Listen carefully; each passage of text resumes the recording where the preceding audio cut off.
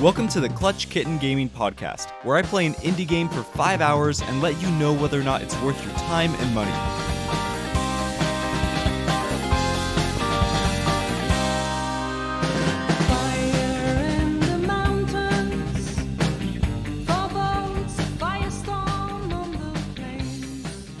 Hello and welcome everyone. This is James Moeller, also known as Clutch Kitten, and I am so glad that you're here for episode 68 of the show.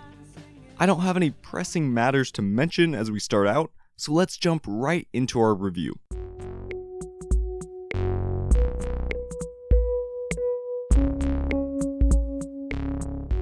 Today we're going to be looking at Blasphemous, which is a Souls-like Metroidvania developed by the Game Kitchen. The Game Kitchen is based in Seville, Spain, and was originally founded on June 18th of 2010. However, much like many of the studios we talk about, the building blocks of TGK were formed much earlier. The founders began as amateurs who entered their prototypes into competitions under the name of Novell 21 Entertainment. After gaining enough confidence through their success at those competitions, they finally quit their full-time jobs to try their hand at professional game development. After doing contract work for a couple years, TGK finally released The Last Door, which is a point-and-click horror adventure game. Since then, their second release was Blasphemous on September 10th of 2019.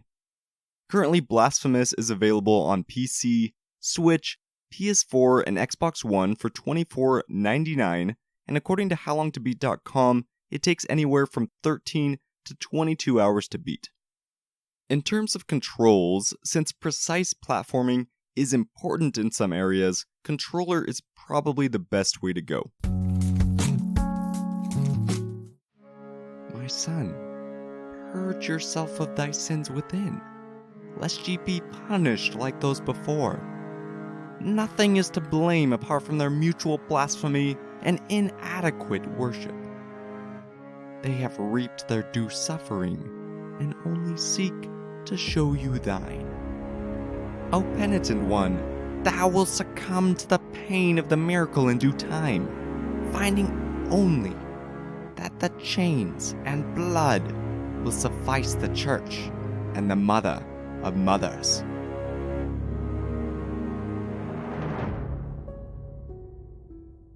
Unlike some of the previous games we've looked at, like Wandersong and Piku Niku, Blasphemous takes a uniquely dark and religious tone.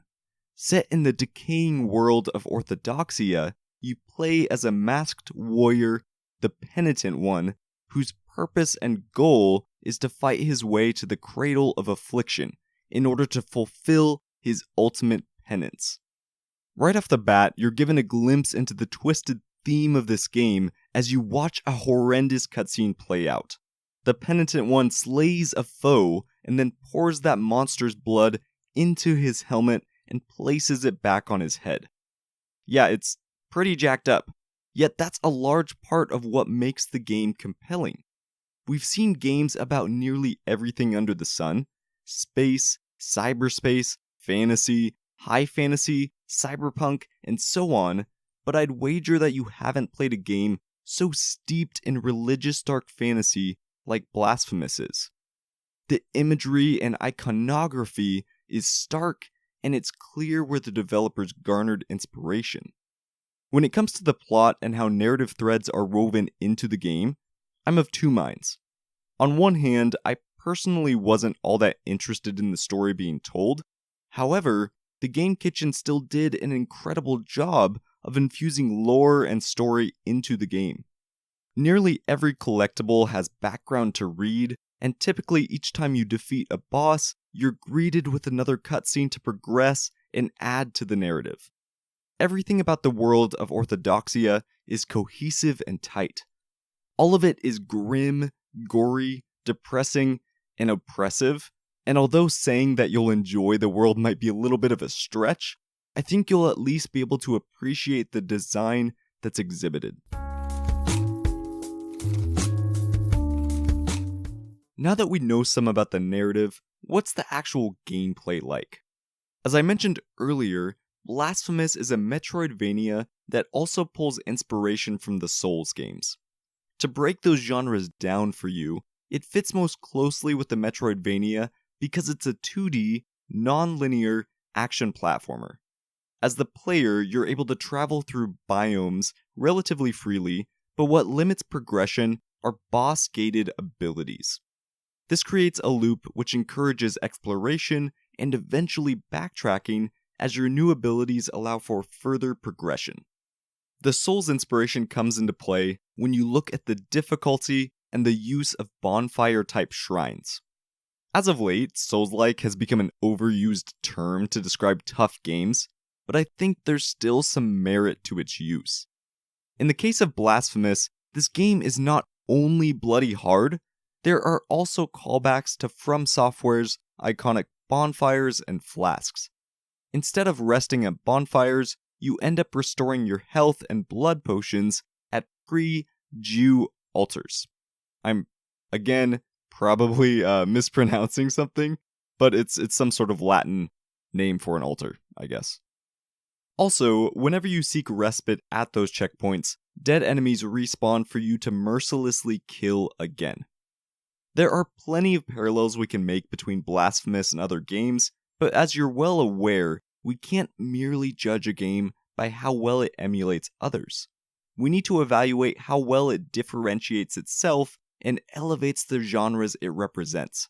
As such, let's focus on its strengths and weaknesses.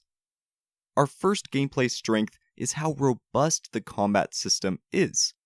Every attack you make in Blasphemous feels intentional and weighty. Although you have an effective dodge and parry, when you choose to swing at an enemy, you need to be sure it's the right time. If it is, the hit will feel so satisfying. If it isn't, the game won't be shy about punishing your mistake. As you learn to master combat, you'll better understand how to read enemy patterns, time your parries precisely, and use your abilities to their greatest effect. Combat has a very challenging, yet rewarding progression. The second core strength of gameplay has to do with the enemy and boss designs. Let me be 100% clear. I swore more while playing this game than I've done in a long while, but despite being frustrated about the difficulty, I was still pleased with the quality of design. Not only do enemies look badass and grim, but nearly all of them require you to play in unique ways. Yeah, I did want to throw my controller after being continually pelted by these creepy-ass boomerang dudes, but if I timed my attacks right, I could deflect their weapons.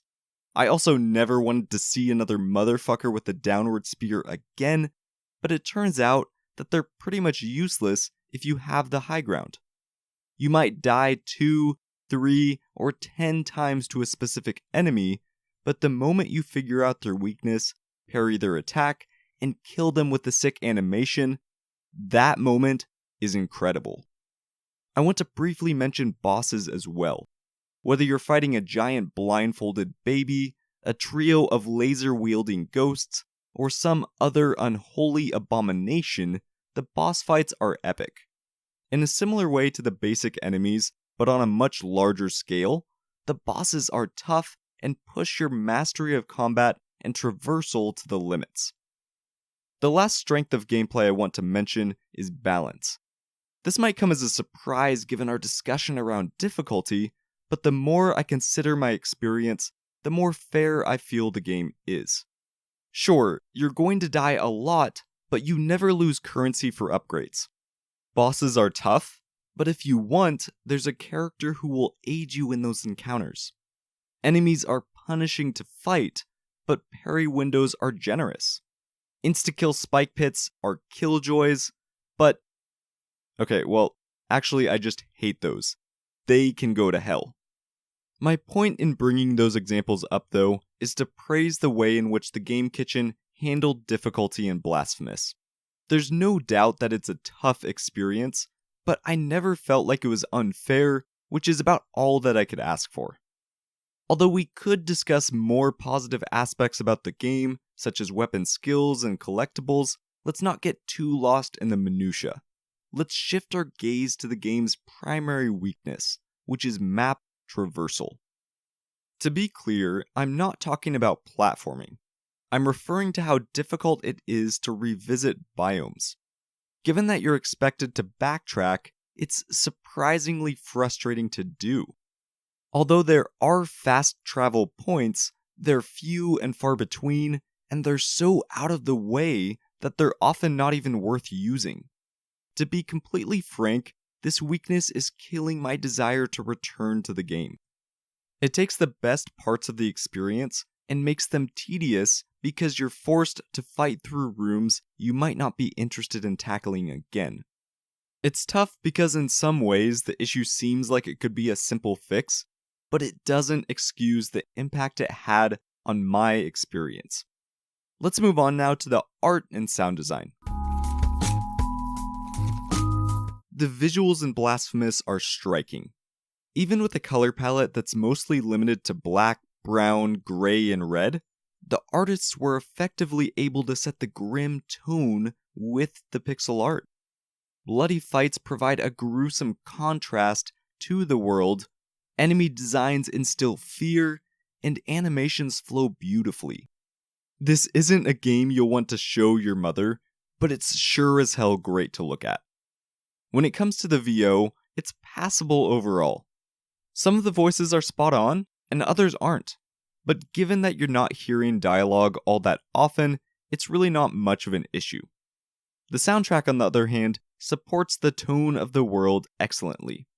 Most of the tracks are somber and quiet, although as you listen through the compilation, you'll pick up on some of the Spanish influences portrayed by the classical guitar.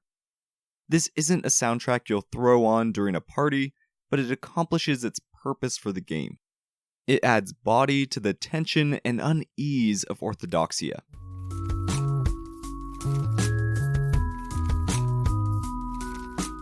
Now that we've talked about the narrative, gameplay, art, and sound design, let's summarize with some positives and negatives. First off, on the positive side, the world that TGK created is incredibly unique and impactful.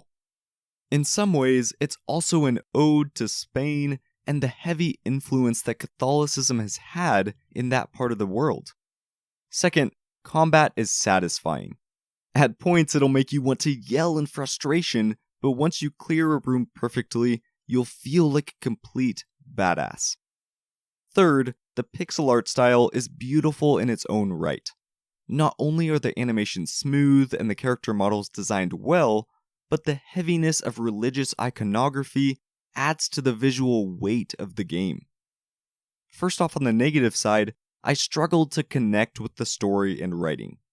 Maybe your experience will be different, but I personally found the writing to be so heavy-handed with religious jargon that it wasn't always easy to follow. Second, the lack of traversal options in the world hurt my overall enjoyment. Instead of looking forward to further exploring areas I had already been to, I found myself dreading the process of returning.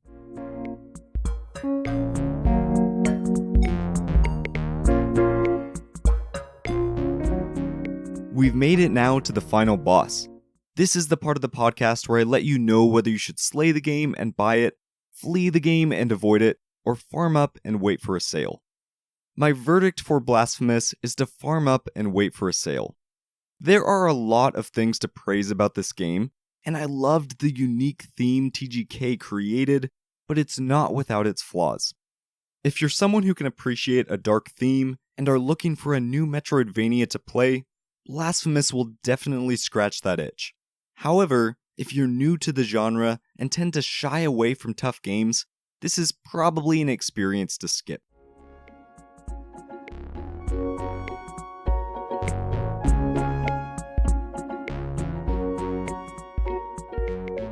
As always, thank you all so much for taking the time to listen in. If you like the show, don't forget to give it a 5-star review on Apple Podcasts and to tell a friend. You can reach me with your thoughts, questions, recommendations, and flame at klutchkittengaming@gmail.com, on Instagram and Facebook at klutchkittengaming, or on Twitter at kkgpodcast. I hope you have a lovely rest of your day, and I'll see you in-game.